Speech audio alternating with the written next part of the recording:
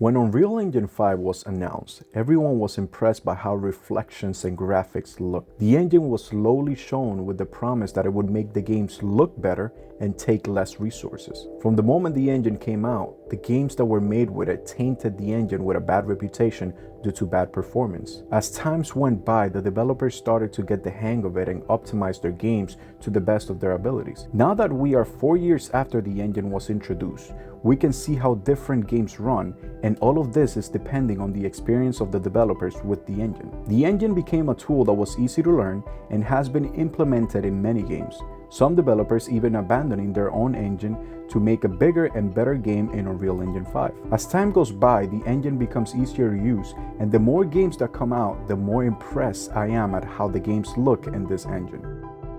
Even though you can tell when a game uses Unreal Engine in most cases, that doesn't mean that games can only look that way. Developers have used this engine and styled the graphics to fit their own aesthetics, and the progress the engine has made in such a small amount of time makes me excited for one specific game, The Witcher 4. There are no gods here. There are only monsters. When The Witcher 4 was announced, everyone was excited about the game because of how amazing The Witcher 3 was. Imagine everyone's surprise when they announced The Witcher 4 was going to be made on Unreal Engine 5. Instead of sticking with their own engine where they have a full team with experienced developers in that engine, they decided to change to Unreal Engine 5 because of technical limitations of their own engine. It's hard to imagine those limitations when they made games like Cyberpunk and The Witcher 3 on the Red engine. This change was a little worrying because as games that were made with Unreal Engine 5 started coming out, we saw a trend with the engine. The graphics were beautiful, but the performance was bad. The more games come out, the more you see the developers improving. And this gives me hope that when The Witcher 4 comes out, it can implement a lot of things other games have implemented and improve on the performance at the same time. When? Last of it, is it? Developers that had never worked on Unreal Engine 5 make their debut on the engine and make great looking games with bad optimization. Games like Black Myth Wukong and Borderlands 4 were games that almost everyone liked, but had performance issues on consoles and computers. Black Myth Wukong had beautiful graphics and great gameplay, but the frames were very inconsistent. A year and a half after release and the game still dropping frames on consoles. Borderlands 4 was a fun game with great graphics, with cel shading on top of those great graphics, making the game look like it was drawn. However, the game ran really badly for most people, including consoles.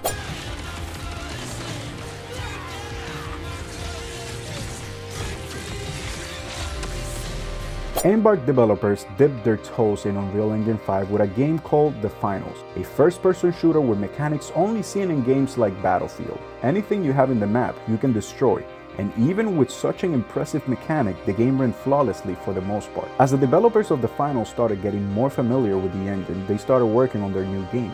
A game that looks great, feels great, and runs great. The whole package in one game delivered to us by more experienced developers that knew what worked and what didn't. This game was Art Raiders. But if you were brave enough to wander and seek, who knows what you might find.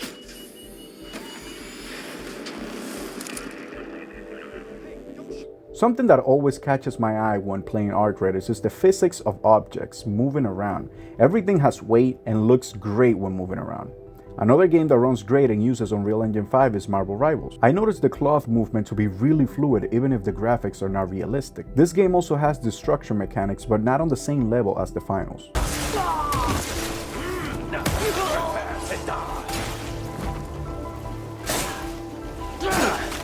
All of these are not to say that Unreal Engine 5 is the only engine with these features and these problems. Companies that are experienced with their own engine are rarely changing to new engines like Bungie, creating 3 games that follow the same formula when it comes to the gameplay.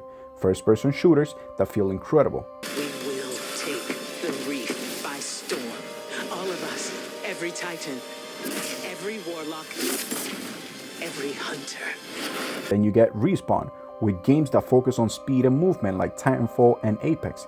And then we can see engines that focus on so many things that it's hard to believe the games were made with the same engine. Look at the masterpiece of the RE engine. Almost every Capcom game uses it, and every game after gets better and better. From the Resident Evil games to Monster Hunter, the developers have such a great concept of their engine that they have multiple games that look and feel completely different. From Monster Hunter Wilds having performance issues to Resident Evil 9 being one of the most graphically beautiful games out right now. I show you all of this to say that what makes the game great is not only the tools or engine, but also the experience and capacity of the developers. We're running out of time.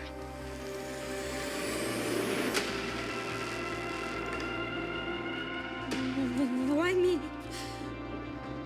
These examples make me excited about what CD Projekt Red can bring to the table when The Witcher 4 comes out. If the developers take advantage of the tools Unreal Engine 5 offers, we can have a Witcher game with more realistic graphics, big buildings that you can go into and interact with people or objects like in Crimson Desert, cloth mechanic that moves smooth with the wind and movement of the character like Marvel Rivals, and amazing performance with dynamic destructions like the Finals and Arc Raiders. With the addition of what CD Projekt Red does best, which is story and character interactions, Unreal Engine 5 can be the tool that developers can use to bring us another generational game.